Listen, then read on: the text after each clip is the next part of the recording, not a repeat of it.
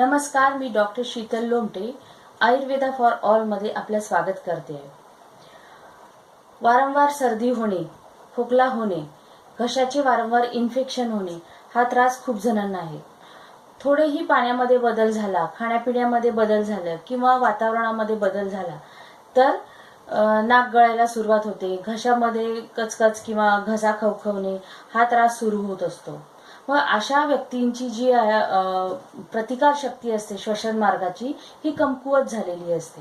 मग ही प्रतिकार शक्ती जर आपल्याला वाढवायची आहे की जेणेकरून आपल्याला सर्दी, खोकला आणि घशाचे इन्फेक्शन असे वारंवार होऊ नये, यासाठी आपल्याला आज उपाय करायचे आहेत, ते आज आपण बघूया.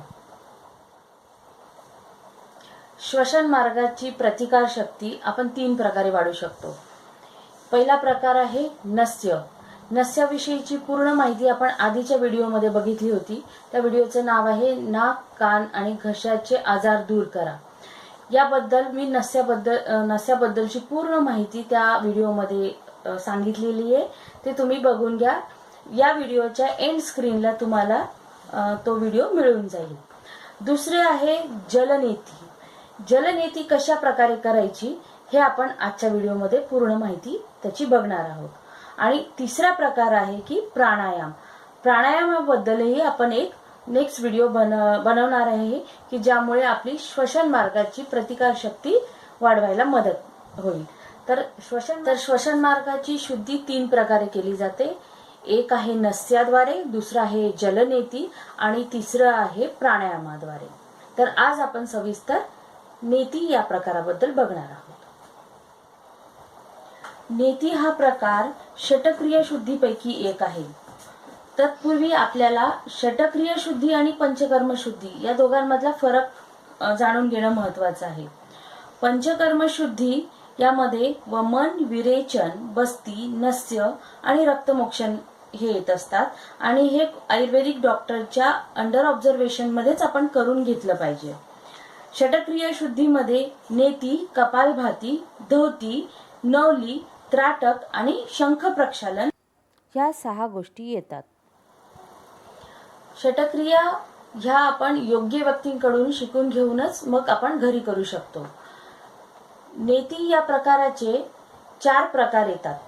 यामध्ये जलनेती जी पाण्याद्वारे केली जाते, दुसरा आहे दुग्धनेती, दुधाद्वारे केली जाते, तिसरा आहे घृतनेती, तुपाद्वारे केली जाते आणि चौथा आहे सूत्रनेती. यामध्ये कॅथेटर किंवा वस्त्र वापरलं जातं.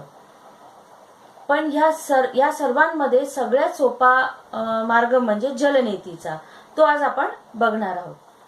जलनेतीसाठी आपल्याला विशिष्ट प्रकारचं एक पात्र लागतं, त्याला नेती पात्र म्हणतात. याचा उपयोग आज आपण करणार आहोत. आणि जलनेती करण्यापूर्वी दोन्ही नाकपुड्या स्वच्छ असणं गरजेचं असतं. ते आपण कपालभातीद्वारे कशा नाकपुड्या स्वच्छ करायच्या हे बघणार आहोत. आणि आता यापुढे जलनेतीची क्रिया कशी असणार हे बघूया. जलनेतीसाठी आपल्याला कोमट पाण्याची आवश्यकता आहे.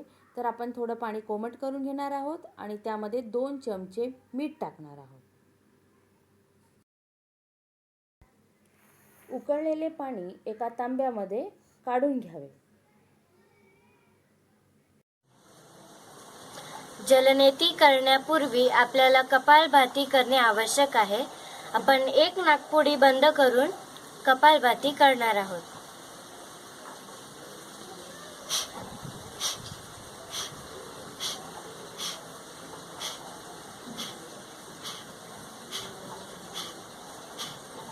अशाच प्रकारे दुसरी नाकपुडी बंद करून कपालभाती करणार आहोत.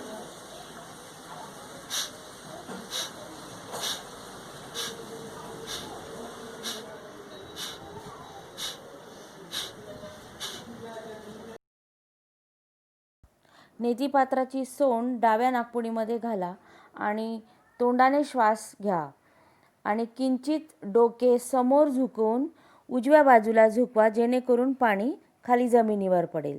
आणि अशाच प्रकारे उजव्या नाकपुडीतून करा आणि संपूर्ण पात्रातील पाणी संपेपर्यंत ही स्थिती कायम ठेवा.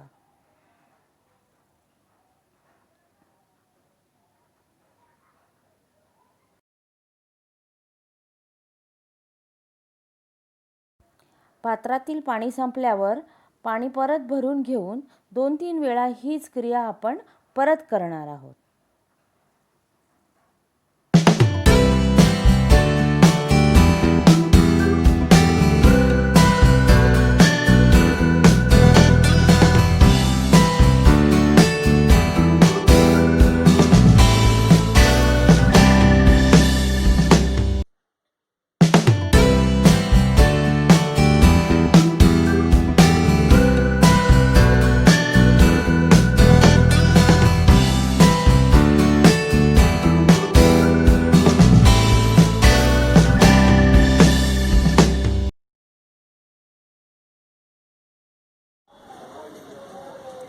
जलनेती केल्यानंतरही कपालभाती करणे आवश्यकच आहे. ज्याप्रमाणे आपण आधी केले त्याचप्रमाणे आपल्याला कपालभाती करायची आहे.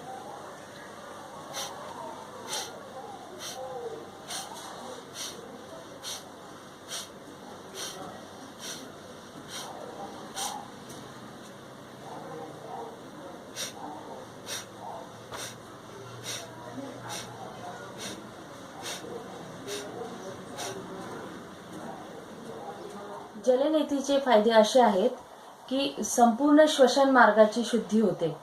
म्हणजे कोणत्याही प्रकारचे धूलिकण आणि जंतू श्वसन मार्गामध्ये राहत नाही. तसेच नाकपुड्याच्या आतील जी त्वचा असते ही अतिसंवेदनशील असते, म्हणजे हायपर सेन्सिटिव्ह असते. तर जलनेतीद्वारे ती हायपर सेन्सिटिव्हिटी कमी केली जाते. म्हणजे आपण वारंवार सर्दी किंवा कोणत्याही प्रकारचे इन्फेक्शन याला बळी पडत नाही. आणि सर्वात महत्त्वाचा लाभ म्हणजे जलनेतीद्वारे आपली दृष्टी सुधारते. आजची तुम्हाला जलनेतीविषयीची माहिती कशी वाटली हे मला नक्की कळवा. आणि अशाच प्रकारचे आयुर्वेदाविषयीचे नवनवीन माहिती तुम्हाला हवी असल्यास माझ्या चॅनलला सबस्क्राईब करा. धन्यवाद.